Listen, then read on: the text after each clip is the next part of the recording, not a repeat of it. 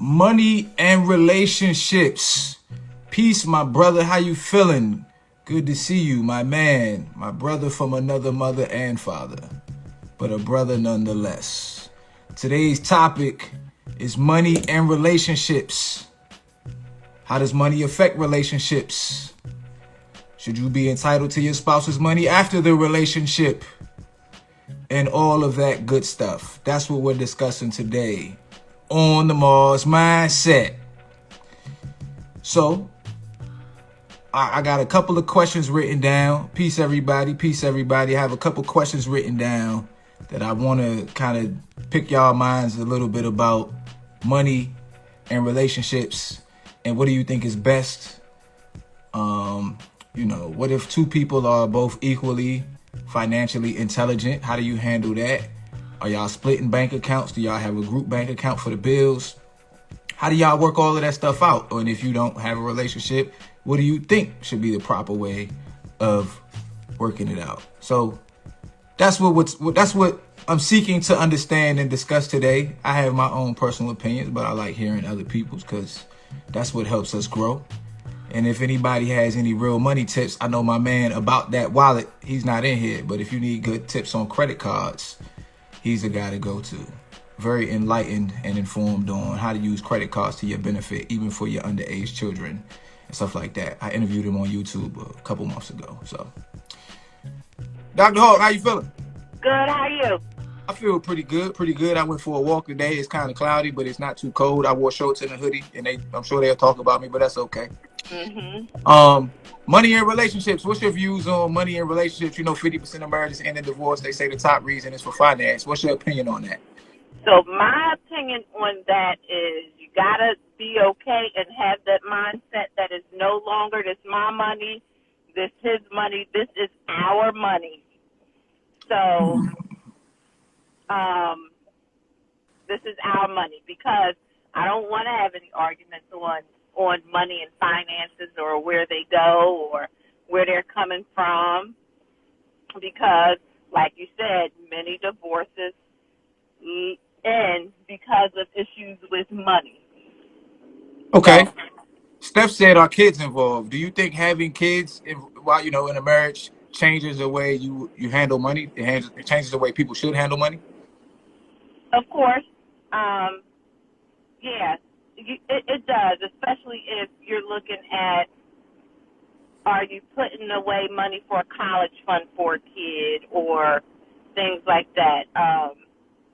I will say, like my stepson, he's 27 now, but my husband and his mom had an agreement from the time that they were younger and never went through the courts or anything like that. And, I made sure that we kept up our end of the bargain too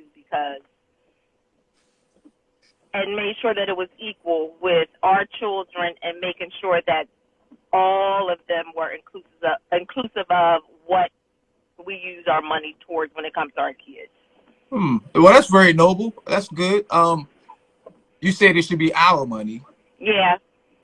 Okay, so do you think that which gender do you think is more likely to accept that ideology? You think men are more clingy to their money, or do you think women are more clingy to their money, or is it typically whoever really makes like a substantial amount more money?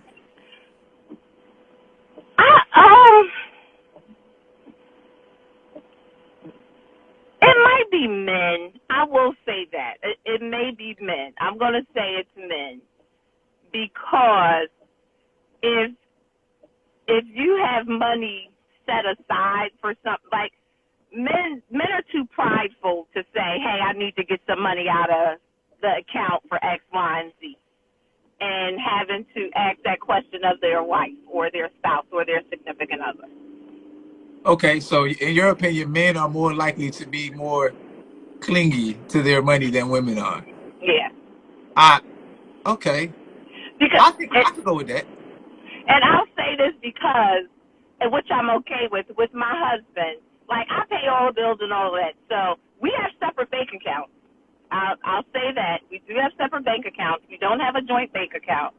But on payday, I have access to account. So on payday, I do transfer money. But he has money going other places. That way he can have access to it without having to say, hey, I'm going to need the card to get this. So. So you think women are more likely to be okay with asking for access to the money than men are? Yeah. Yeah. Do you think that's like because of history, just or at least history, like in terms of men typically handling the money, women not working and all of that good stuff? I think because it's when you think about the balance of power when it comes to a woman versus a male, society and history, the male, has. I'm a true believer of is God, Jesus, your spouse, and kids, and that kind of thing. So, when it comes to the balance of power or the power in a relationship, it's more the women we're okay with asking a man for money. Dr. J, Hey Jay. can you talk? Hi. You can talk. Yeah. Oh, okay. Yep. What's happening? How you feeling? I'm feeling okay. Okay. What's your opinion in general? You don't have to use the situation per se, but just in general, on the reason that money is the number one culprit in divorce. What's your thoughts on that? Um, I think it's the power dynamic. I think sometimes it becomes a power dynamic. And it could go either way. Sometimes women don't like that the husband makes more money, and sometimes the man doesn't like that the woman makes more money. So it creates an imbalance in a relationship. And if you aren't really equipped to deal with the conversation that comes along with money, then it leads to communication issues, which leads to, the dynamic between the husband and the wife becoming uncomfortable, which leads to more arguments, which breeds frustration, and which leads to the breakdown of the marriage. Okay. Now, Dr. Hawk said that she thinks men are more likely to be clingy to their money because her ideology is that it should be our money, right? Like, doesn't matter what I make, doesn't matter what you make. All of what we make goes into the cake. That's a good one. All of what we make goes into the cake, right? Okay. Do you think that men are more clingy to their money than women would be, like, in marriages and relationships? Absolutely. I think and I say that because I feel like as women, I feel like we have this innate thing in us where we're givers. We're going to take care of. Like that's the nature, the dynamic of the man and the woman, per se, as society says. But we are the ones who are going to be the caretakers. Whereas, so men, yes, I do agree with her that they can be way more tight with their money. Like, right? So I absolutely agree with her in that aspect that men are more stingy. Well, not stingy, but they like to hold on to their coin. Dr. Hawk, you got something? I see you smiling. She right. She's right.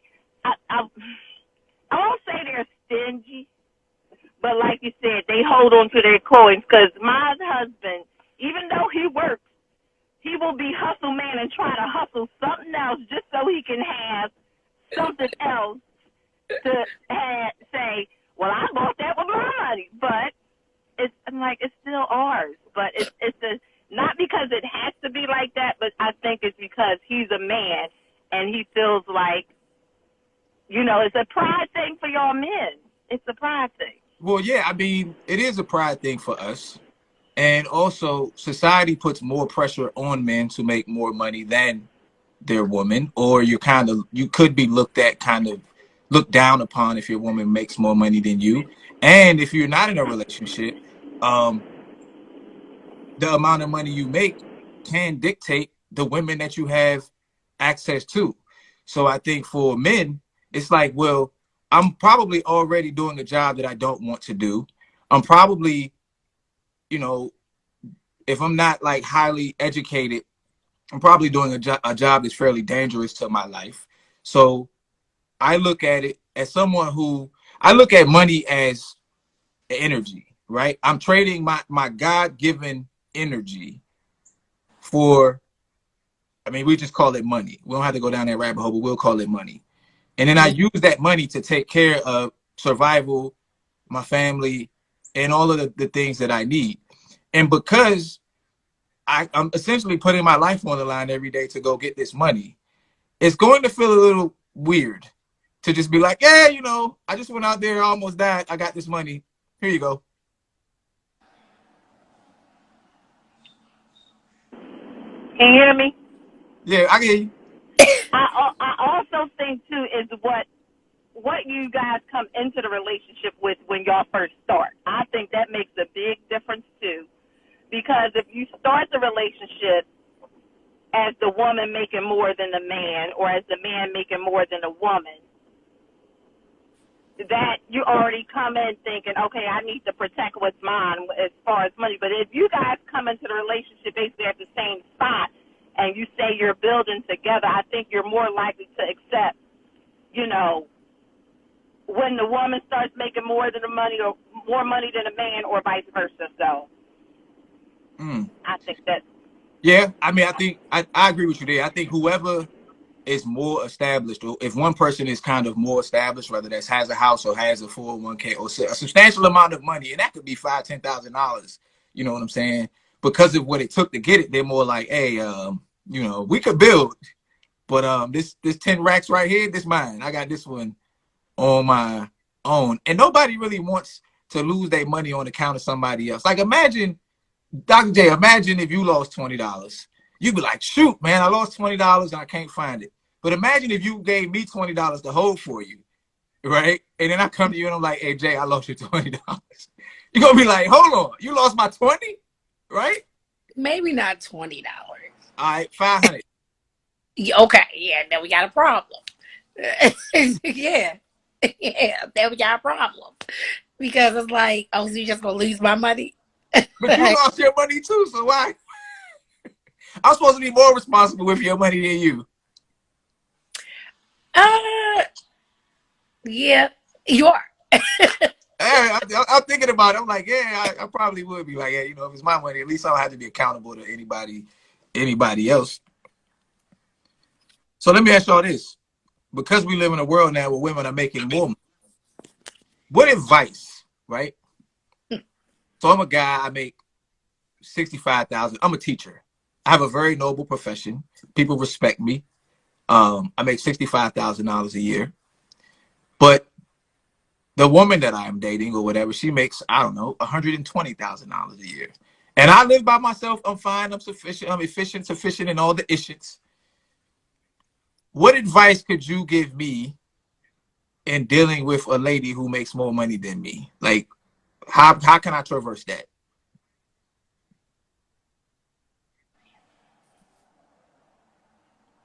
I guess just don't.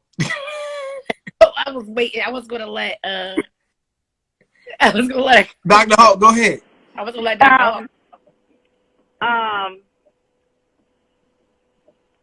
Again, you can't think about it in the sense of money. That's the thing. I would tell a man, you know, move your pride aside. Don't think about the money. Just focus on the relationship that you guys are in. Because if you start thinking about her making more money than you, that will become something that you're going to always think about in the back of your mind, and it may cause problems in the relationship. So put my pride aside, put my money in the bubble, Yeah. and accept it. And instead of making $65,000 a year, I now make $185,000. There you go. There you go. Once y'all married, though, not out the gate. If y'all just dating and y'all don't live together. Oh, you know what? Somebody said on the show, this was a while ago. A young lady came on the show and she said that she thought a good idea would be like, let's say you're dating somebody, not married, but y'all like each other, y'all into each other. She said we should each take, I don't know, $500, put it into an account, and then maybe add some small amount every time we get paid. And that's our, I don't know, vacation money, do we want money, party money, or whatever. And I thought it sounded good. But then I kind of went through this line of questioning where I asked her, well, who's more likely to take the money and run if this thing doesn't work out? And she said, the woman. And I said, okay, well, if a woman is more likely to take the money and run, well, this is how I framed it. I said, who's most likely to cheat? And she said, the man. I said, okay, well, then who's more likely to take the money? She said, the woman. I said, okay, well, if I'm more likely to cheat and you're more likely to take the money because I cheated, why would I then take my $500 and $50 every check and put it into an account with you and then have you turn around and take my money? And we're not even married. I mean, I was getting ready to ask the question when you said that she said put money into the account. I was like, are y'all engaged? Are y'all married? Or y'all just dating? When she said it was dating, and I think she was saying it No. because you know how like when you talk about like we all do it, right? We talk about relationships, we filter everything through our personal experiences. So we'll like die on a hill that doesn't even make sense because we're going through it. And I think for her it was something to where maybe she had experienced some dudes that either cheated her out of money or wasn't really financially stable, and she couldn't really get a gauge on where they were financially. So I guess maybe that $500 is like a deposit, like on her trust. You got that 500, I can trust you. No. I mean, me personally, and this is just, my personal preference, not for anybody else, because everybody has the right to choose their own path. Me personally, I'm not putting $500 into an account with a man that I'm just dating. I'm just not doing that. First of all, because why? Like, we're just dating. We're not engaged. We're not married. If we were engaged, then that would be a different conversation. But me just dating you, for me to put $500 in to an account with you and you put in 500, and I wouldn't expect a man to do it either. I wouldn't expect a man who's dating me to be like, oh, hey, I'm going to put $500 into this account and you put $500 in and we're just dating. That's just me. I'm not saying that to the masses. And then also, I wouldn't do it because, I mean, that's part the first reason. But I mean, you said it was for like vacation. I mean, Whatever y'all agree upon, but this is our together money. right. Okay. So whatever the together money for dating, yeah, no, that's a no for me. I'm just not going to do that. Listen, you already know, Chels, I'm in medical school. I need to keep my $500. But I got to keep my $500. But I'm just seriously though, that would be a no for me. As far as dating.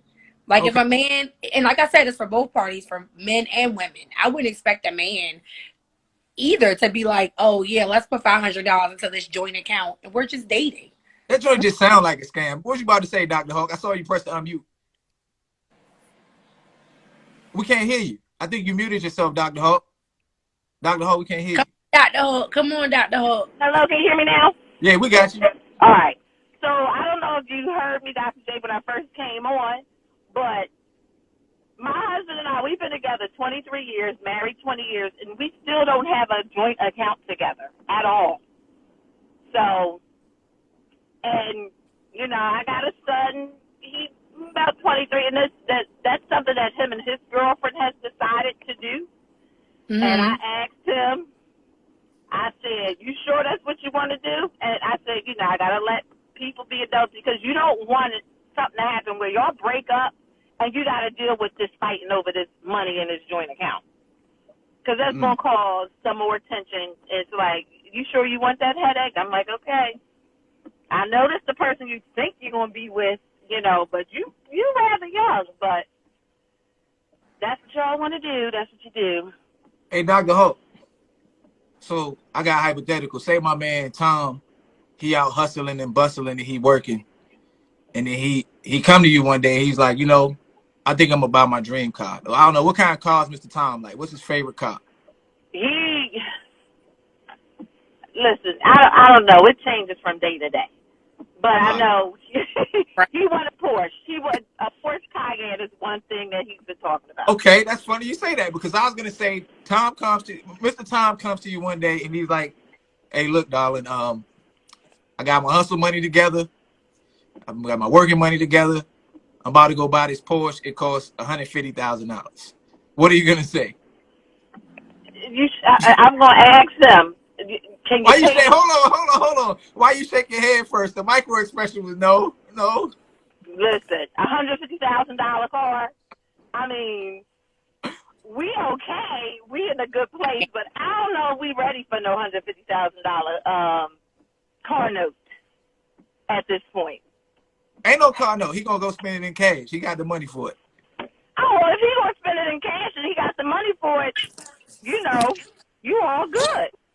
Okay, so if he got the money himself and it hasn't affected the home, then he can go get whatever car he wants. Yeah, now that's the thing. If it hasn't affected the home, he can go get whatever car. I remember early in our relationship, he had, it might have been this BMW, but he went and bought these stupid lights for this car to the point where I was like, he went and got a loan to get them so he wouldn't say, well, I used our money. I got a personal loan to be able to get this, so because he didn't want to hear my mouth.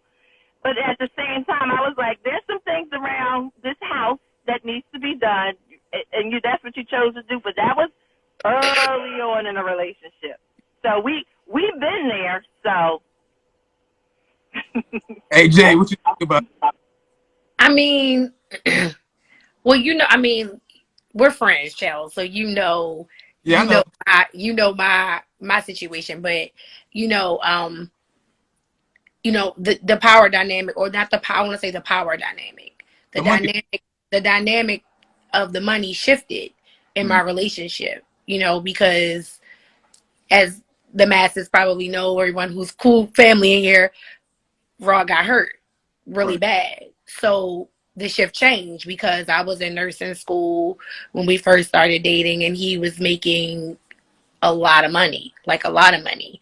And then, so on and so forth. I became an MP and all that. So when he got hurt, like I said, it shifted. But we didn't have a joint account at first. We didn't. When he was the breadwinner, we didn't have one. And then when he did get hurt and it shifted, we got one. And that was because I didn't want him to feel like he needed to come to me to ask me for money. Mm, Or, you get what I'm saying, to ask me for money to do the things that he wanted to do. right. Um, and that's just personally for me, and also I think it speaks to just keeping balance in the relationship as well, because that's a different, I think, for a man when you come in the breadwinner, and then as time goes on, the woman or the wife, she becomes the breadwinner. So that's a different situation. Yeah, especially if she becomes the breadwinner by a substantial amount. Right. I mean, I was making good money as an RN, but then I jumped significantly as I kept going to school. So, but I just didn't want it to be where he felt like, oh, he had to ask me um for money for the things that he wanted to do. Like I said, the things he wanted to do on a day-to-day basis, like if I'm not around, Um and then he was dealing with different things, because when you go through that change, I think in a relationship, it does, I think it does something to a man's ego, just a smidge, from my personal experience. Well, I mean, I wouldn't even say a smidge. I'd probably say it does a lot. I mean, a lot of a man's self identity is his ability to take care of his wife and kids, right? Hmm. Like protect and provide, right? So Hmm. if one of those two things are missing, then in a lot of ways, a man isn't necessarily going to feel like a man. I think it's kind of similar to, maybe not equal, but it's kind of parallel to how a woman would feel if she couldn't have kids and she wanted to. Like, it's like, I can't fulfill what nature intended for me, you know. Hmm. And it's, I think you would just feel lesser than what you should, or what you once were. But if he saved up $100,000 and wanted to go buy a Porsche, and you were just sitting there doing your little calculating thing on the medical school thing. And he was like, "Hey, Dr. J, I'm about to head over to the Porsche dealership, get this Porsche Cayenne. Me and my man Tom gonna ride over there. We're gonna ride out in a new black or red joint." What's your response gonna be? It ain't all your money, but you still owe these medical school bills, Wait a right? minute. Say it again. Say the last part again. Ron got his own money for however Mm-hmm. he got it, right? Mm-hmm. You know, like, okay, you going through medical school, so I'm assuming you sit down and you do your little calculation with your medical school, how much it's gonna cost, how much that gonna cost, and all that. And he come to you and he's like, "Yo, I was hanging out with Tom. You know Tom, Dr. Hawk husband? Yeah, he got a Porsche Cayenne. He said he know the guy at the dealership said they got one for 160. He'd give it to me for 150. I'm about to go buy that joint." What's your response? He must be about to live at the Porsche dealership with the salesman, or he going to go live with Dr. Hawk and Tom because sir, no. No. No. That first of all, no. He already first of all he better not. That's all I'm gonna say. He better not. Man, that ain't fair. No. Man, that's not fair. What's not fair? It's not fair for him to be like, all right, I figured out a way to get this Porsche and I can't go get it. Why can't I? I want it. You wanted to be a doctor, right? You just said it. I'm in medical school. Right? What? I'm in med school right now. Nah, Okay. brother. Come on. Dr. Hawk, what you think? Don't you think that's a bit unfair? Now that she's thinking about it, the way my student loan's set up right now too, I may have to walk. I may have to walk my answer back. Nah. y'all, Listen. man, look, the taxpayer is gonna pay for the student loan stuff. You know what I'm saying? Y'all great president has approved for all the rest of us non-graduates to pay They for are all of y'all. they are blocking that. They are trying to block him from doing that right now as we speak. But at the So same in my mind, that bill is still coming. and at the same time, there is a cap on. Not everybody did it. Right. I don't qualify. And Chels, your homeboy Rod has a brand new truck. So I'm gonna trade that Honey. in. So me and Rob A Mercedes truck at that, honey. we want Cayenne, like Dr. Tom. No. No. Mm-mm. I would hope that Rod would not do that. I would hope that he not gonna do that because that is not a good conversation. So I'm gonna ask a question. Can I ask? You know I gotta ask my question. You know what? Y'all don't really ask me questions. Go ahead. No, my questions are always for everybody. I just mean in general. Typically, I'm questions. So I like when people ask questions. What you got? So, okay. So let's say you're dating somebody. Let's go back to dating. That you're dating an individual who, you know, y'all dating, and let's say the woman makes more money than the man, right? And then let's say that it shifts, and then the man starts making more money, right? Okay. So, but when the woman was making more money, she didn't want a joint bank account. She was like, "No, I don't want a joint bank account. No." But then when the man starts making more money, she's like, I think we should have a joint bank account, for me to go and do what I want to do. Do you think that the man should feel a type of way? Or do you think he should be understanding in that?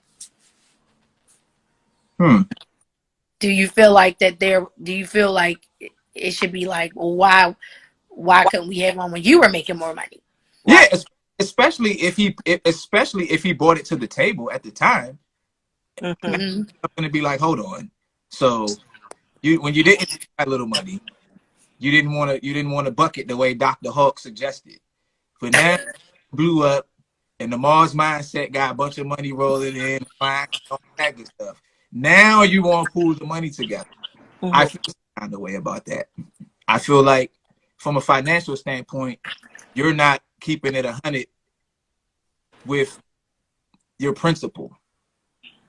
So the answer is no. Now, if you would like for us to have a joint bank account, and once we divvy up how we're going to pay these bills, we can put the bill money in one together. But the idea that I went from making 60,000 to 200,000, and now you want to be able to mix and mingle our money. No, that's not fair. You should have mixed and mingled. That's how investing works. You should have got in when I was low. Then you could have owned it when I was high. Dr. Hawk, what you think about that? I'm in agreement because now you switching up because the power imbalance changed. No, you can't switch up. You got to be that way from the beginning. It's like, why is this not something you wanted beforehand when you were making all the money? Because she probably felt as though he ain't going to take my money, but now he making all the money. Right. So, okay, I have another question. So, okay, so you know how nowadays people say that you should marry in your tax bracket per se, or you should marry on your level. That because people say it's a business arrangement when you get married. Yes, Charles. I want to make sure I understand that, because you're saying nowadays they say you should marry in your tax bracket. Okay.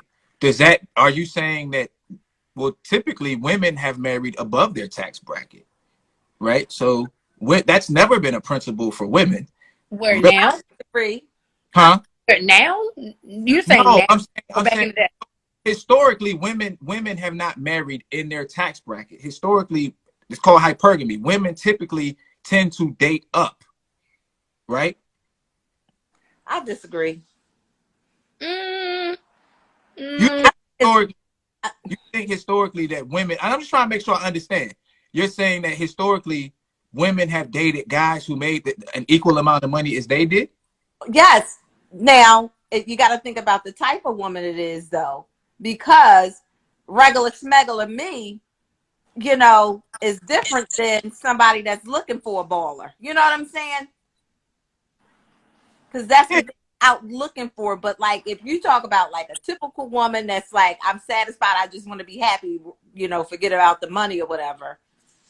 Because I know a lot of women, a lot of friends that I have, they have like college degrees. Like even with me, and I love my husband. He provides for us. He does well, but it's one of those things where like it was a shift for us too. But he's never been to college. You know what I'm saying? Like I have my doctorate degree, but he's never been to college.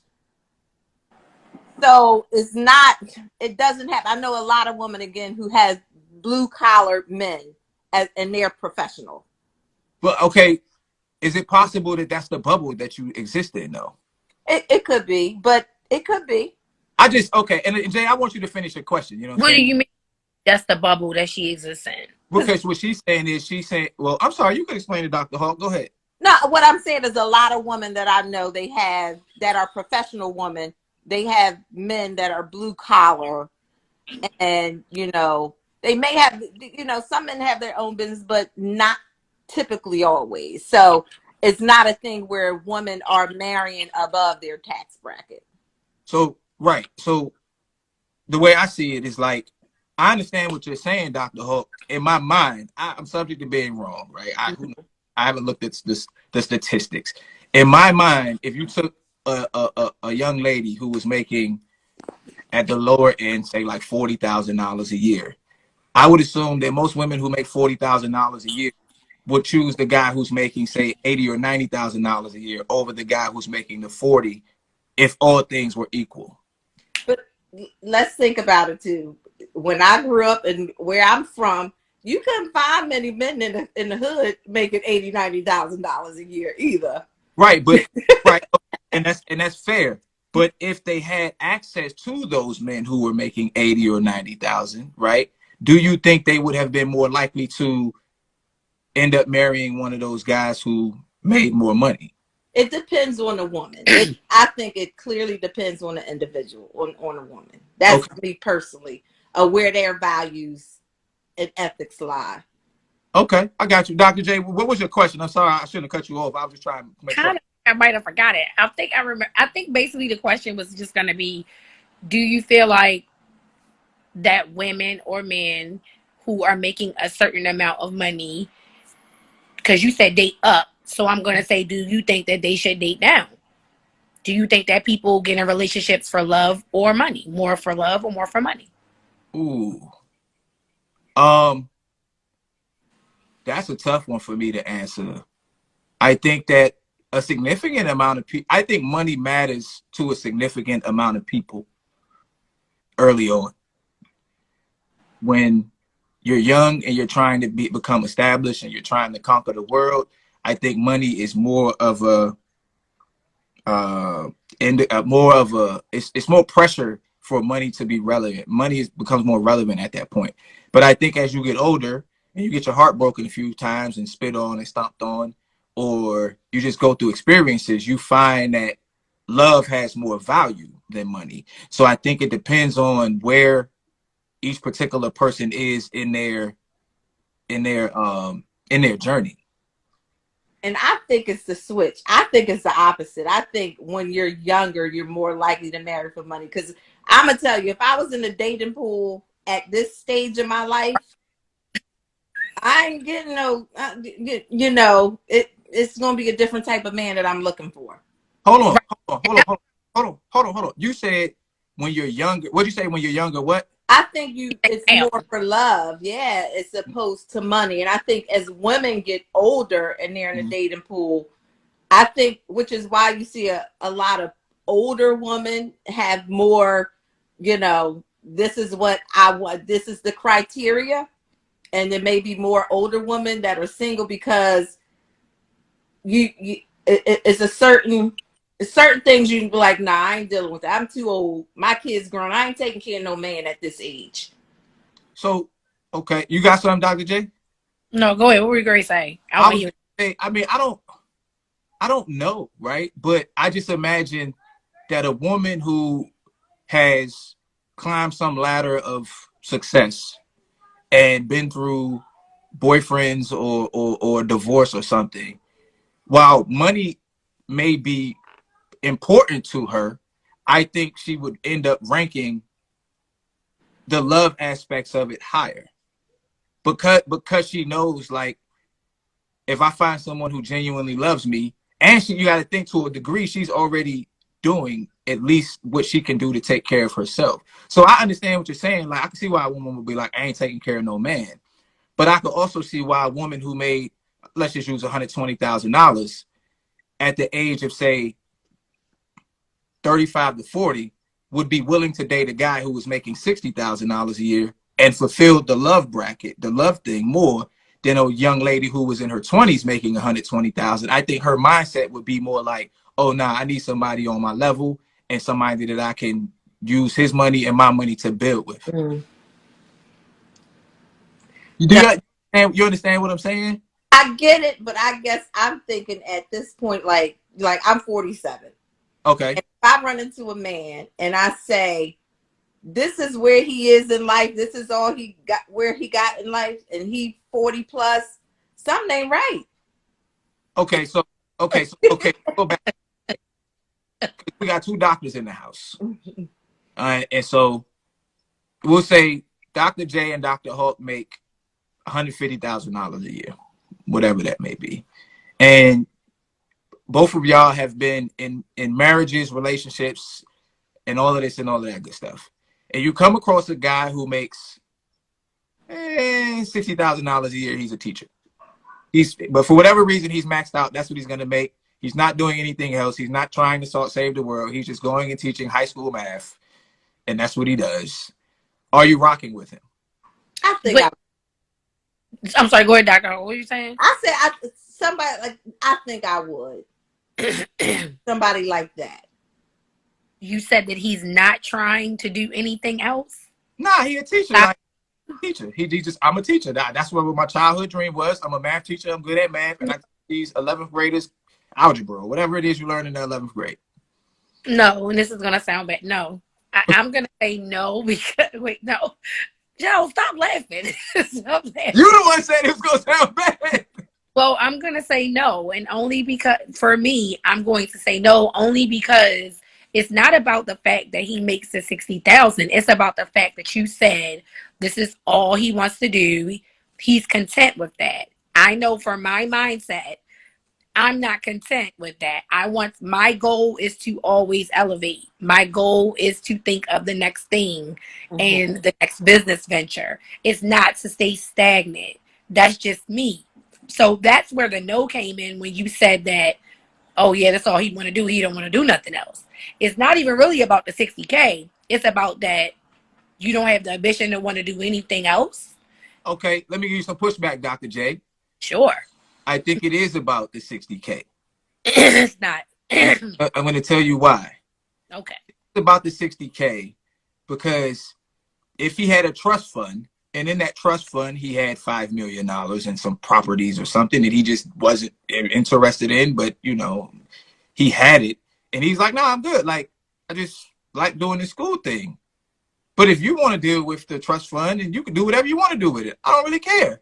I was getting ready to say to you, you said you think it's a 60K. It's not, because when you just posed the 5 million, I would have said, okay, so you just gonna let that 5 million sit there, or we gonna turn it into 10? We're not gonna turn into anything. I'm not interested. I don't know. My dad left it to me, and I ain't really like him. You know what I'm saying? So I don't really care about his money. I like the small house that I'm living in. I'm good. Now, if you want a bigger house, we could put my 60 and your 150 together, right? And you can help. You know what I'm saying? You can get whatever house you want that we can afford on our money. But I'm not touching the trust fund because it don't sit right in my soul. But if you want it, I'll touch it, and then you can do whatever you want to do with it. And I guess too, I'm like, I'll rock out with a person because me being an educator. So it's my mindset. When you say as a teacher, my mindset is different. Right. And well, because, you know, I know that, you know, being an educator, it is a rewarding job. And a lot of people, that's somebody that, you know, that's in it because it's a job that they love and they want to do. They want to make that difference. But right. So that's why I use that example, because it's kind of hard to push back against somebody who's a teacher and is dedicated. Now, you know, if he was doing something that was, you know, that wasn't as it wasn't as noble in terms of what people accept and appreciate, because we all say, oh, teachers should get paid more, right? And listen, nothing against the teachers. I love the teachers. Thank you for teaching my child every day, because COVID was terrible. So got newfound respect. So I wasn't saying nothing about teachers. I was just saying, as far as there's not anything else you want to do, there's like no more room to grow. You can stay a teacher, but you don't want to turn that 60 into 120. You don't want to turn that 120 into 220. You know what I'm saying? That's what I was saying. No, I understand what you're saying. And I'm saying, like, because some people are just happy once they reach, because actually they've done research, right? And they say that the number is 70,000. So once you make $70,000 a year, and I don't know if that's before or after tax, but $70,000 we'll just say is 70. Mm-hmm. The amount of happiness that it increases within you is almost non-existent, right? So once you hit 70,000, you may go to 5 million, but your level of happiness isn't going to, your baseline level of happiness isn't going to change that much. Now, I don't know. I personally, I make more than 70,000, but to be honest, if I made 70,000 and was happy doing what I was doing, I'd be good. And some people don't necessarily want to put in the time, effort, and energy that it takes to make more. They're like, I already put in enough. I'm teaching, you know, X amount of kids a day algebra, so I'm good. So you good with Dr. Hawk, bro, whoever you are. And you get your summers off. Oh, and you get your summers off, Dr. J. Oh, so wait. Let me understand. So you're saying that 70, you're pretty much you're saying is that research shows that when somebody's making 70K a year, they're happy, that they're content. That any amount of money that they make over that does not substantially improve their happiness. Mm-hmm. You see what I'm saying? I mean, you know, we don't know all the wealthy people in the world, you know, and you could use an example for anything. There's plenty of people who got a bunch of money who ain't happy, and you could go almost in any hood and find some dude who has absolutely no money at all, and he's just happy. So I don't know how much, you know, how true the statistics are, but what I do think is that I can't believe that 70 is a number to where you can fulfill your desire for food, your desire for, you know, your need for food, your need for shelter, and all of the things that you basically need and desire to live to have the basic needs met. Now that 70,000 should probably, of course, we're going to adjust it for. If in New York, maybe it's, I don't know, 80, I don't know, 105. But the idea is 70,000 in that particular area, whatever that equivalent is. I mean, and I think also those times are different. Like, this is 2022. It's not back in the day when things were a lot cheaper. Like, so now money is going to matter way more because, I mean, the times we're living in, things have significantly changed. Things are going up. So, I mean, money is going to matter to you at some point or not if in the beginning of the relationship or beginning of the courting, should I say, because I do feel like nowadays people are, when they're dating or they're getting to know somebody, the majority of the questions are aligned to how much money they have. But or Get older, right? yeah, yes, but you know what, I don't know, because I have little cousins and they come to me and they go, I ain't dating nobody without no money. So Got no money, he broke. They say it to me all the time. I had my little cousin tell me the other day, he broke. It was a nice young man at the gas station. He looked so nice. And she was like, he looked like he broke. I said, what? you know where that comes though from this younger generation. They cost $200. We wasn't doing that. What you say, Dr. Hall? Their bundles cost $200.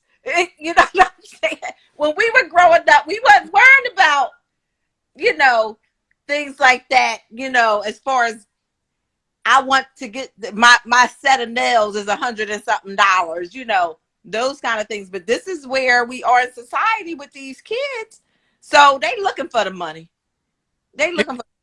that's what I was saying. That's my point though. Is so I think now, because of the internet and how much access we have to people's information, right? Like you can go to anybody's Instagram page who has money, whether they're a celebrity or you just know them, and you can see the lifestyle that they live to a degree. And because you know that that's out there now and it's in your face, it's in your hand every day, I think it's making younger people be like, well, if I can get that, why wouldn't I get that? Why deal with this guy who's just, especially if you think about like, cause so like, I think men make most of their money between the ages of 40 and 60, right? But some of these people on social media who be acting like they got money don't be having a lot of money. It be the stuff that they show you. Yeah, you talking about celebrities. And I know that I know that, I understand that, but that doesn't change the perception within the mind of the people who are watching it, right? Like we all know rappers ain't running around killing everybody. Some of them are, but we know that they're not really running around killing people, right? But some younger people would actually go mimic that lifestyle and think that it's cool. So what I'm saying is I'm just saying, because it's out there, what's marketed is out there, it's making the younger people want to date up. And I think that causes a problem for I think it causes a problem for younger men, especially because now if I'm 24, 25 and I just got out of college, I'm making entry level $40,000 a year, and you chasing down the Instagram guy with the Bugatti. Okay, so I can kind of understand then when you made that comment that the younger people these days, because now it just hit me. When I was young, we didn't have social media where you had all these images. Oh, we can't hear you, Dr. Hope. Images of this fake fame or this fake, this fake stuff out there. So I can see that. That our young folks, they are desiring what they see on social media. Right. And so to carry on with what you're saying, what I think happens is early on, that's a desire. Right? But then life happens, you have your relationships, you go through things, and then you begin to realize like money's a really great thing to have, but there's also a lot of other aspects to a person that matters. So as long as I'm saying more so from a woman's perspective, I think a older woman, not really older, but a woman in her mid to late 30s and on is more likely to accept a guy who she doesn't necessarily have to carry, but doesn't make a lot of money than a younger girl, because a younger girl. What? Say again. That's my age bracket. You said I know. mid-30s. That's what I'm like, damn. Well, I said mid 30s and up, right? Because by your mid 30s, like you've been through your high school love, you've been through your college love, But you said older. Older. Yeah. Well, I mean older in comparison to the 18 and 19-year-olds who are out here in the ball. Old. I'm getting old. I mean, I'll be 40 in 2 weeks. So I mean, I'm talking about me too. We know Scorpio. Yep, Scorpio season coming. Hey, I ain't got a whole lot of money, so if y'all want you can drop some, on my app, y'all can help me out or whatever. What was you about to say though, Dr. J? No, I was asking because you said, I was just clarifying the age, that's my age range. But no, I was just saying, going back to what I was saying in the beginning, I was saying that like my little cousins, like I was saying, like that I've heard them openly say, like, I'm not dating somebody that make this and that. Like it's a no for them. It's like, no, I'm not dating a guy who is not making much money or seems like he doesn't have any money. They're not dating that guy. I mean, they told. Hey, Vicky. Hi, Vicky. Hey, I think I'm breaking it. It's all good. It's all good. We'll try to get you in for. I saw you was in there, so I said, well, let me get in while she in here. You ready? Okay. Yeah, I think I'm good. Okay. How important is money in the dating world for Vicky? Dating or marriage world? Honestly, money is not that important because I've been without for a very long time. Um, and I understand how important wisdom is more than money. Um, to me personally, there's so much that you can do that doesn't even require money. So for me, Okay. it's not that important. I'm breaking it. It's all good. Oh, okay. If you can still hear me, is that different? Is your perspective now different than what it was before? I cannot hear. You can't hear. All right. I'm gonna try to get into a better spot, and I'm gonna put myself back in. All right, that's cool. Just let me know when you're ready to come back in. Cool. I wanted to get Vicky's perspective. I wondered if money mattered to Vicky more when she was younger than it does now. But I also think money matters more. Now I know Dr. J is gonna push back on this. I think money matters more to women than it does to men. What? I think significant others' money matters more to women than it does to men. And why is that? Because men don't practice hypergamy. Women do. Women, like men. I understand. I know you're talking about these new guys. I ain't talking about these new guys. I'm talking about us regular old guys, right? Who've been around for 30, 40, 50, 60, 70, 80, 90 years. We have never, ever, ever, ever, ever, ever looked at a woman. We don't even look at famous women and think, oh man, I bet she got a lot of money. We don't care. We don't care.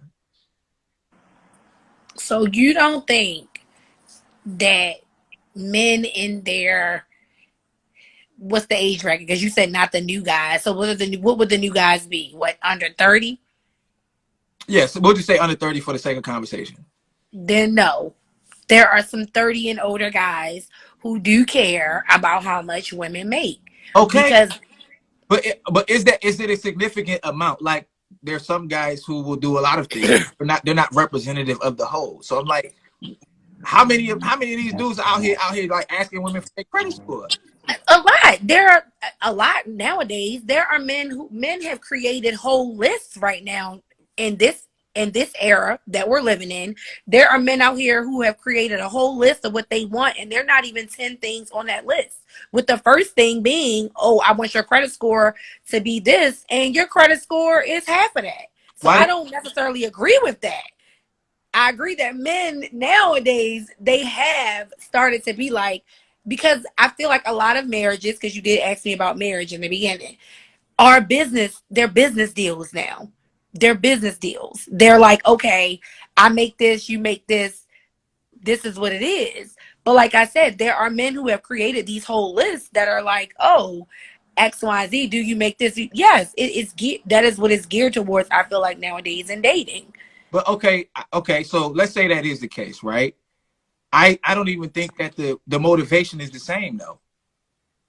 What do you think the motivation is? For a man, I think the motivation, if I were a guy, I don't care about how much money a woman make. I ain't interested in it. I don't really care, right? Well, they don't make a lot of real ones no more. But listen, if I were to care, the reason I would care is because I need to know that if this thing falls apart, I'm not the only one with money to lose, right? So you got yours, I got mine, and when we split, you can keep yours and I can keep mine, right? That's not what a woman thinks when she's seeking a guy for the purpose, for one of the main purposes being the amount of money that he makes. Like, the guy isn't going into this wondering what, I'm not going into this wondering what I should do with her money. I'm going into it wondering, does she have her own money? Because I don't want her taking mine when this thing goes off the rails. You understand what I'm saying? I understand what you're saying. Again, you don't, Dr. Hope? Go ahead, Dr. Hope. Again, I just think it depends on the individual person and their own personal values and ethics. Because, again, I do know some guys, not many, know some guys who, if you look, they cars in their woman's name. Okay, what does that? So what does that mean? What does that mean? His credit score correct? No, I'm sorry. Okay. Yeah. Okay.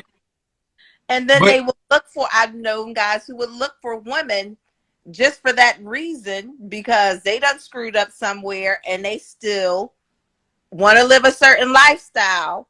So they'll find that woman that will help get that for them, because it's all about the visuals these days.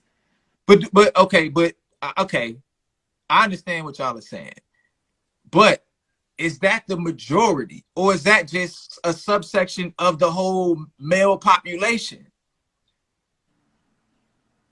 What I'm saying is I'm not saying that what you're saying is untrue. I'm saying I think that is a small percentage of a larger group that's getting that attention, right? Like negative. You're a principal, you know all the back, all the emotionally, what's the word we use, Dr. No, they're kids with challenging behaviors. They're kids. The kids with challenging behavior are the ones that you know. But the percentage, if you put all of those kids in the school, in the gym, and you had all of the ones with challenging behaviors on the floor and left the rest of them in the bleachers, there would be a significant amount more kids just in the bleachers. I get it. The 80-20 rule all the time. 20% of the kids cause 80% of the problems. I know. Right. And so what I'm so that it might be true, and it might be, you're right. And we will put a label on a whole organization or a whole group because of that 20% that's causing these problems. Oh, can I go on a rant right quick? Just a real quick rant. We do that with everything.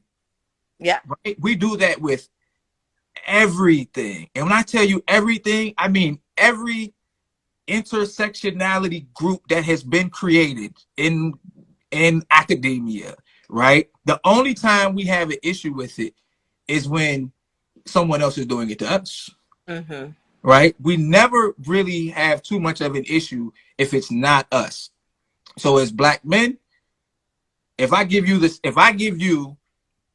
the statistics on who commits violent crime, it's going to tell you that about 50% of violent crime is committed by young Black men between the ages of like 14 and, I don't know, 28 or something like that, right? I would then turn around and say to you, yeah, that's probably true.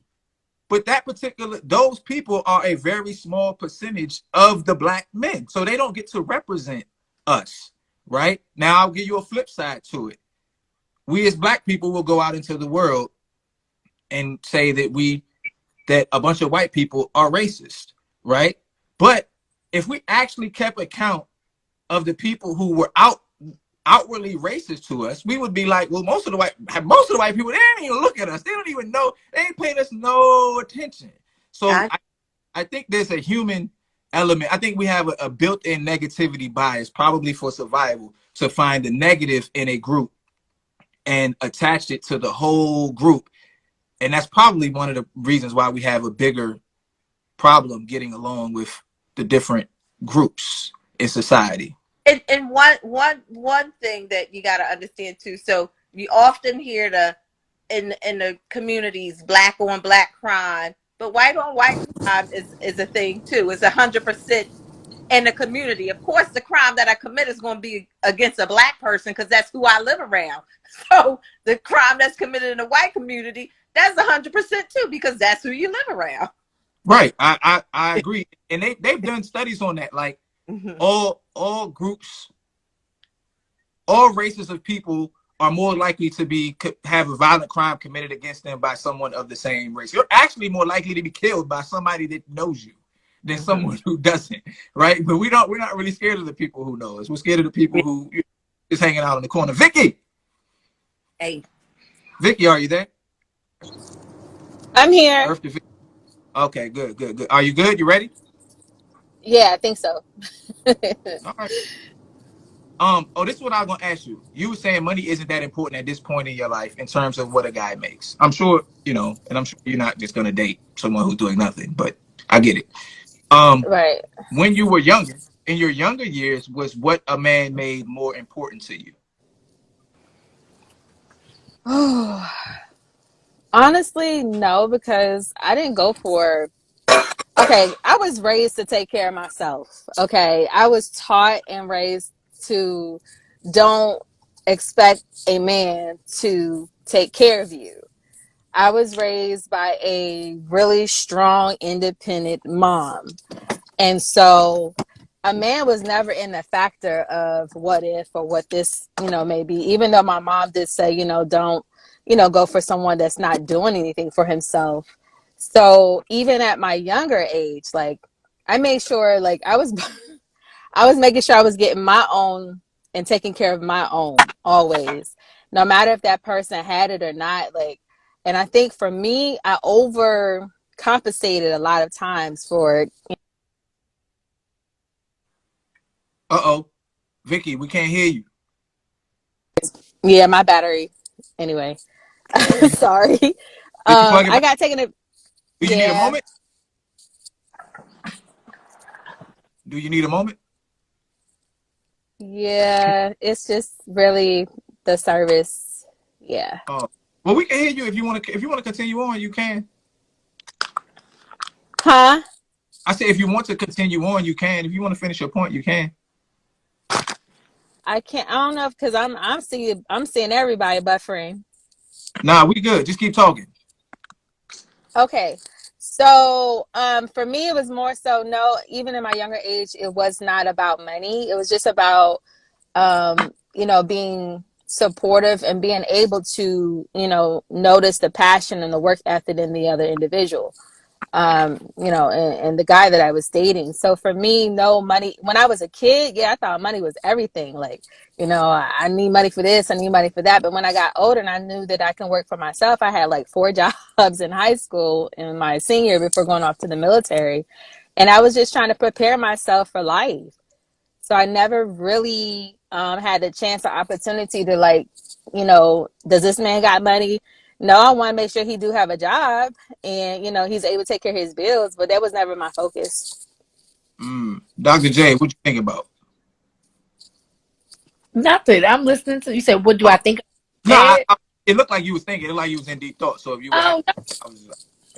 I understand what she's saying. She's saying that she was raised by a single mom who pretty much taught her, well, not single, she's very strong mother, who taught her, to pretty much be able to take care of herself,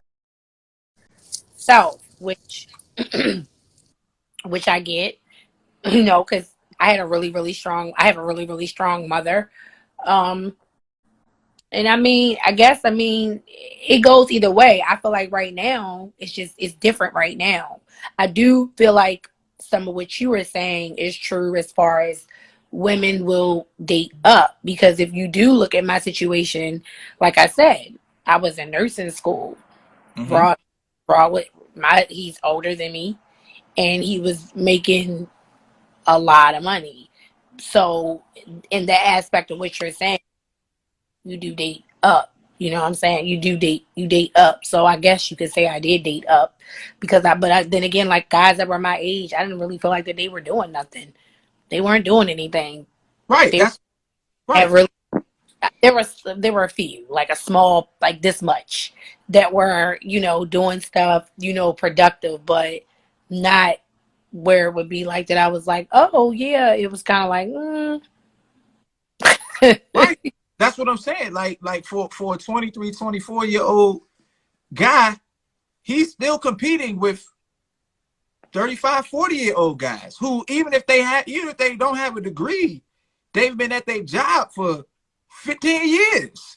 You get you a good union job for 15 years and you have reached a level of basic income that is pretty close to $100,000 or the equivalent. You know what I'm saying? And that's just what it is. So, and if I'm 35, 36, I could talk to a 23-year-old woman and she'll talk to me because I've done most of the legwork of what she wants to do in yeah, life. like it's a small group of like my age bracket who were doing something. Like, I mean, for instance, like my daughter's father, he's probably one of the few who was, I mean, he's a lawyer now. So like at the time, it was kind of like we were neck and neck when we had Gabby. But then when we split up and I met Rod, like he was on a different caliber, on a Right. different scale per se. So, you know, I mean, yeah, I'm sorry, say that again. go ahead, go ahead. I was just going to say, I think an important lesson, in my opinion, there's a lot of women out there who have reached the mid 30s or whatever who are looking for a man, right? And maybe money isn't as important to them now as it was before or whatever the case may be. However, for the younger ladies who may be watching this, if you know a guy who's 23, 24 and has really good character but not a lot of money and you like him, you might want to ride it out with him.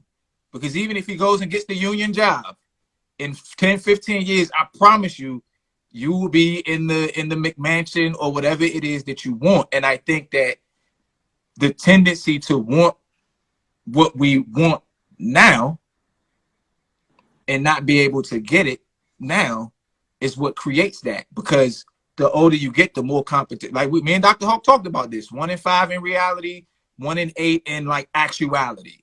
Mm-hmm.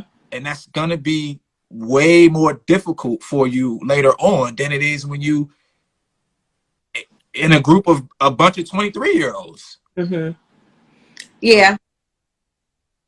So, like, and this is something I try to talk to my son. I try not to be that, you know, make him a mama's boy, but he is. But wait. But I try not to. I'm working. I'm trying not to put my 2 cents in his stuff unless he asks me. But he's a barber. He makes good money as a barber. But the thing is, as a barber, you know, it fluctuates. So his girlfriend, he was so worried. She graduated college and she secured an RN job. So he's like, she's going to start making more money to be right there. So he was a little worried, like, so what does that mean? You think she's going to change up on me? That kind of thing. I was like, well, I don't know. But I said, but if you can keep her, because this dating pool is something else, do what you can to keep her. She a nice girl. Yeah. I mean, it's kind of heartbreaking that we as men have so much of our self-identity tied to the ability to make more money than our woman, right? Not just make money, because we all got to do that in some capacity, right? But the idea that like my woman's success, my woman's financial success could then affect my self identity. Like, damn, I never really thought about that, but that's kind of heavy. Yeah. Yeah, it is. Hmm. Oh, what you think about that, Dr. J? You saying something? I think I would be. I mean, it provides me a little bit more insight on stuff that happens around me. I mean, I would love to like pick your Scorpio brother's brain to see how he feels about just how the power, not the power, but the dynamic switched. You know, far as like, because what Dr. Hawk said, I kind of could relate to a little bit, because when I was a nurse, it was like, oh, okay. But then when a nurse practitioner, it was like, hmm, like, what you doing? You know, like you start to have that, what she said about her son, like, oh, she's making more money than me now. Like, was she gonna leave me? But question though, right? Because that taps into a man's uh desire to be needed, right? Okay. You know what I'm saying? I'm just thinking like a man's desire to be needed, and to be needed does make you feel good, right? Like like even if say like my sister needs a new car, right? Mm-hmm. And my sister came over one day and her rear window was like falling down. It couldn't go up and all of this and all of that. And this was supposed to be my Sunday to sit back and chill and do nothing. Like, can you fix this window for me? So I ended up having to go to Lowe's and getting some tape and all this and all of that just to rig it, because I ain't no mechanic or nothing. But I said, and I didn't really feel like doing it. But to be honest, it felt rewarding for my sister to know that she could come to me, her brother, and be like, can you help me with this? So, and I think that's something that's in men. So that makes me wonder, what do women feel needed for? Or what do women thrive off of being needed for? Food done, Dr. Hope. My oven done preheat, and it's done preheat. Okay, I thought the food, I think one of them cookies. So what do women, what's something that women, as a man, I feel a need to protect and provide in many different facets. What is something that women are like, I want to be able to do this for my man, or those who don't have one, a man? I think it's the basic idea of being able to nurture your kids, your kids, your husband, and just take care of the home, basically. Okay. Somebody said you guys missing some keys to the relationship before the money comes in. I wonder what that means. I'm wondering if that has to do when I said, when I was talking about my son, he was worried about if he was going to lose her if once she started making more money. Oh, well, yeah. I mean, but and I don't know what he or she means by the comment, but we just having a conversation in a very small area. Like, we know there's a lot of other things about relationships that need to be in place, not just the money, but 50% of divorces end in marriages, and the number one cause of divorce is finances. So maybe if the finances are straight, it makes it easy. Actually, it makes me think, like, if we started together and we had nothing and we built something, would we be more likely to stay together? I think so. You think so? What do you Yeah. think, Dr. J? If you had nothing and then you built something together. Yeah, we both had nothing. Like, we came out of college, we didn't have anything. We both got entry level jobs, but then we built. Are we more likely to stay together? I think it's a 50-50 shot. Oh gosh, that's marriage. That's the No, I think it's a 50-50 shot. I think it's a 50% 50% you would and 50% that you wouldn't. Because I have friends who like started out, college, not really having a lot of money, going through school, then they made money and now they're not together. I have some who are still together. So I think it's a 50-50 shot. I think it's 50% that you will and 50% that you won't. Mm. And Some that I I say yes too, because that was my experience. Like, I met my husband my first year teaching, and I remember that check was only $749 every 2 weeks after tax. That was rough. That was rough for me. But he was a bartender, so he was bringing home a little in pocket than what I was bringing. But at the same time, we grew together. When I went through my master's program and my doctorate program, I feel like we got that together because he was there and he supported every step of the way. And now he's in a management position at his job as well, you know. And I did the work reading over his resume. Like, so we helped each other through, those things to kind of level up. So, Like, because at first I wanted to get Dr. J pushed back on the 50-50 thing, but I always play devil's advocate to my own belief. And I'm like, well, if we started with nothing and we built together, there is a possibility that once we've built this thing to whatever the maximum is, we probably don't necessarily need each other financially anymore. So if you have any ticks, quirks, or anything about you that makes me not like you, it's going to be easier to cut bait because I don't need you. Now, to Dr. Hawk's point, I see your point on the other 50 side too, because I think when you build something from the ground up with somebody, you get to know them better. You know what I'm saying? It's certain things about them that you like. If we build this thing from the ground up, I know you're dedicated. So when we have a problem, I know you're not necessarily just going to cut bait and run on me, because that's not who you've been for the past 20, 30 years or whatever. I'm assuming you're just going to essentially still be a dedicated person, mm-hmm, right?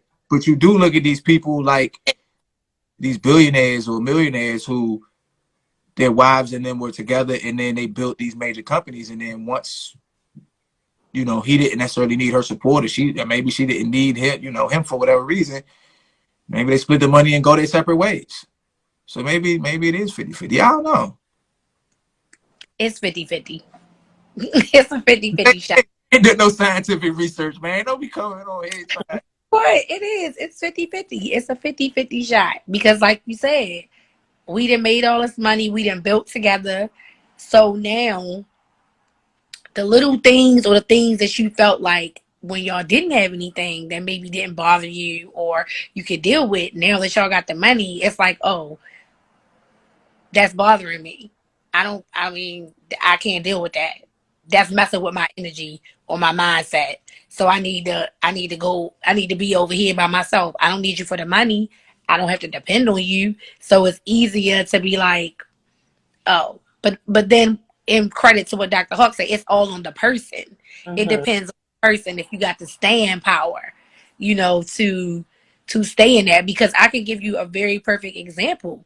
Like Chels knows what I'm gonna say. The majority of when what happened with my significant other, the majority thought that because I was younger, he was older, he got hurt.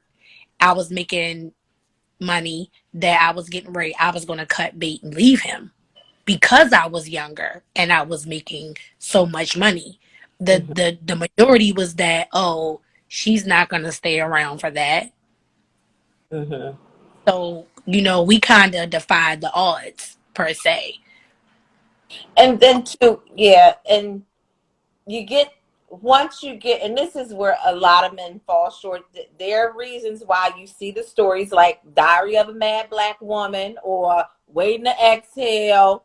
When these men get to a certain spot or a certain point, regardless of what that woman did to help grow them to get there, they looking for this trophy because they feels like, now I've done this. What else do I need to do? I need to reach out to something, because they're using the money or the materialistic things or what their woman looks like to define who they are as a man. Hmm. And it ain't always green on the other side. Okay. I mean, I take that. I take that. I mean, that okay. So if we were to invert that, though, do you think women do the same thing? The women who are becoming more successful now, do you think they're more likely to, or some of them are more likely to be like, I don't really need you anymore. And No, because I women, no. Mm-mm.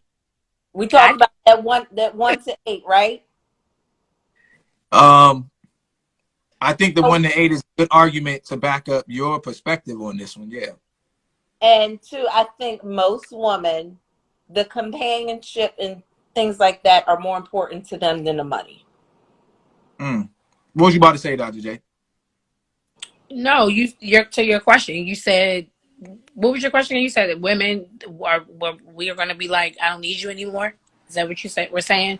What I was saying is because what Dr. Hawk was basically saying is that the reason we see the Waiting to Exhales and the Diary of a Mad Black, because the women who we talked about earlier who get with the guy when he's fresh out of college or in college and stay with him as Mm-hmm. he at Oh, some point it becomes easy for him to be like, I need the trophy wife now. mm-hmm. I'm out. So I inverted the question and I'm saying, do you think that the women who, because women on the come up now, do you think that women who are on the come up or have reached that level will have or will have that same complex?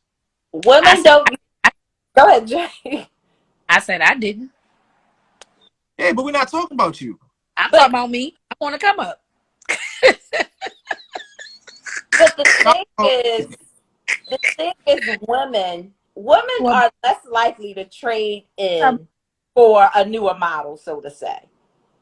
Hold on, Dr. Ho. And Okay. I'm listen because I'm going to tell you, women are less likely to trade in for that newer model based on looks of what somebody looked like. Because what certain men, when they get to a certain age and when they look a certain way, comes with some arrogance that I ain't trying to deal with. Okay, Dr. Ho. I'm sorry. Hold on. I got a little bit of smoke with you now. So, and in the context upon and within which we're having the conversation, I don't particularly have that much pushback because this is in theory. We don't really know. But what we do know statistically is that somewhere between 70 to 80% of the people who filed for divorce are women. Now, to your point, I don't particularly think that those women who are filing for divorce are doing it to get a trophy husband. But I was gonna say women will choose nothing. Women will choose nothing over staying married to the guy. And in my mind, and I only filter the word through my mind. God hasn't given me the ability to use other people's minds. They think that they're going to be able to find somebody better once they're out of the divorce, once they're out of the marriage. Now, men, on the other hand, maybe men are like, well, I'm going to find somebody better now. So then when I cut bait, I could just go from one bridge to the next. So right. So what I already had waiting in the wings because the 70% of the women filing for divorce, you done already stepped out on the marriage most of the time. Oh, so you saying that 70? We'll just go with 70% to keep it low so I can throw y'all a little bone, right? Because that's what you said, right? 70% of women file for divorce. No. What I was saying is that I think it's something like I don't know the exact thing. I think it's something like 70 to 80% of divorces are filed by women. So typically, After for the done cheated, done beat on them, after the men done cheated, beat on them, and things like that, multiple times. yes, they know we just not going out. We just not going out here and saying, you know what? I think I'm done with you today. What Dr. Hawk said is true. After they didn't cheated and all the stuff they did, like, come on now. so Then it's you all the, so y'all saying this. So y'all saying that it's the guy's fault. Y'all, where's the accountability for the women? If Look at Dr. Hawk got all those. if I'm filing for divorce, you did something. I 100% agree with that. If I'm filing for divorce, you did something, or you still doing something, or it's something that's just not working that has been tried to be worked on or forgiven, and it's not that we're just going out here like, oh, I'm Mm-hmm. gonna take nothing and I'm gonna file after we didn't put 10, 20, 30 years in. So Mm-hmm. conclusion, what we know is that men are more loyal than women. Look at Dr. Hawk face. I mean, y'all said it right. Who said that? You did. You and Dr. Hawk said it. Men, She got her arms folded. Dr. Hawk ready for the smoke today. She's not bad with you today, Shells. No, that is not. No. I do think a lot of women. I don't know the percentages because we don't know people's business. I do think there are a substantial amount of women who, are in marriages that probably they should get out of, right? But I also think that women have more expectations or prerequisites for what they want in a man than in comparison to what men do their women. So I do think there's also a substantial amount of women who after a while are like, I can't deal with the fact that you come home and pick the lint out of your toes and all of these little irks that men do. And they be like, you know what? I'm out. Whereas if men, I think men are more likely to just be like, man, that's just her. I ain't really trying to be out here. I'm good. I'm chilling. Even though men believe that there are more fish in the sea more than women. It's men do dumb stuff to try to maintain their masculinity and their bravado around their friends, and they get caught up. You think so? I do. The ones that screw up and end up having their wife file them for divorce. Well, I mean, too, I think, let me ask y'all this. Because typically women fare better in divorce than men. Right? Oh, yeah, because I'm able to prove on the grounds of my divorce that you at fault. So I might get more out of the divorce than you. Yeah, but even if a man doesn't mess up, right, in the ways that we're talking about, like the major things, right, typically the man is gonna come out with less, right? And I'm just saying that to say, like, I'm not making a point really. I'm just coming up with it's like an idea, like that's a major difference, 70 to 80% to 20 to 30%. So then I get, it makes me say, okay, well, what reason? Because men get tired of women too, right? Mm-hmm. Women get tired of men and men get tired of women. So that makes me think that one of the reasons why men don't file as much is because historically they've stood to lose a lot more. Cheaper to keep her. Look, it's cheaper to keep her, right? That's what my brother used to say about his wife. It's cheaper to keep her. Yeah. Right. So maybe that's what it is. I don't know. I like studies and stuff. So I'm going to have to see if there's a study on why. Because that's a big number. You would think it would be closer to 50-50 because everybody gets tired of everybody at some point. But the fact that women file, it makes me wonder, what are the factors or whatever. But anyway, I'm about to sign off. So Dr. J, do you have anything before we go? No. Any advice for the good people? I would say if you are married and it's working even through the little hurdles, I would say stay the course. That's what I would say. I would just say stay the course. Don't let social media deter your judgment because everything that looks good is not good. Okay. Great. Dr. Holt, what do you have for us in closing? I would say when it comes to finances, make sure that there is a clear understanding up front of what the expectations are for finances between you and your mate before you even get into marriage. Because like you said, there's a high percentage of marriages that end due to money and finances. So both have to make an effort to make sure that that's not something that might be tearing you guys apart.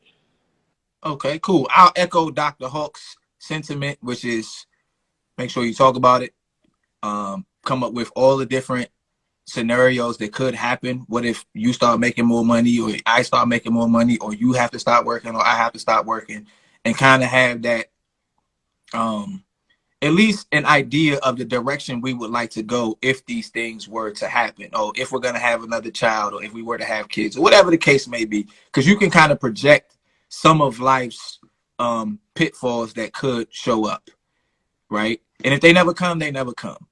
But the most important thing, I think, is being on the same page and having some understanding as to what each other's expectations are, making sure the bills get paid. Invest whatever way you're comfortable. You know, I'm not going to give you investment advice. I don't know. I like mutual funds, but whatever it is that you like, put your money up.